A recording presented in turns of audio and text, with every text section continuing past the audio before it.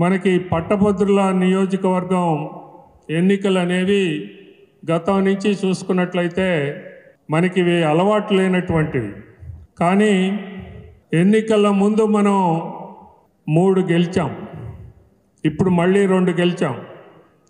అంటే మొత్తం ఆంధ్రప్రదేశ్ శాసన మండలిలో ఉన్నటువంటి 5 పట్టభద్రుల నియోజకవర్గాలని కూడా ఈ రోజున తెలుగుదేశం పార్టీ అలాగే ఉమ్మడి పార్టీలు కైవసం చేసుకున్నాయి.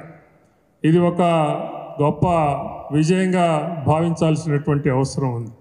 రాజేంద్ర ప్రసాద్ గారు మరి ఏదైతే మనం ముందుగా ఆయన్ని ప్రజల ముందుకు తీసుకొని వెళ్ళి ఆయన్ని గురించి విశేషించి చెప్పామో వాటన్నిటినీ కూడా ప్రజలు ఓటర్లు ఆదరించి మంచి విజయాన్ని చేకూర్చారు.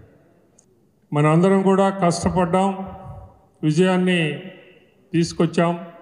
ఇక రాజా గారి పనే ఉంది. ఆయనకి ఇప్పుడు తెనాలి కాదు, వేమూరు కాదు కార్యక్షేత్రం. ఇప్పుడు ఆయన కార్యక్షేత్రం మొత్తం కూడా 2 జిల్లాల పరిధి అన్నమాట.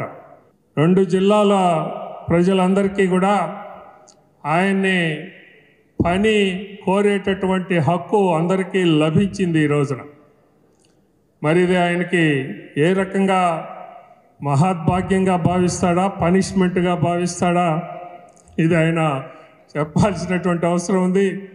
మరి ముందు చేయాల్సినటువంటి కర్తవ్యాన్ని నిర్వహించాల్సినటువంటి బాధ్యతని గుర్తెరిగి ఆయన ఇప్పటి నుంచే కార్యాచరణ మొదలుపెట్టారు. అందుకు ఆయన్ని మీ అందరి తరపున, నా తరపున కూడా ప్రత్యేకించి అభినందిస్తా ఉన్నా.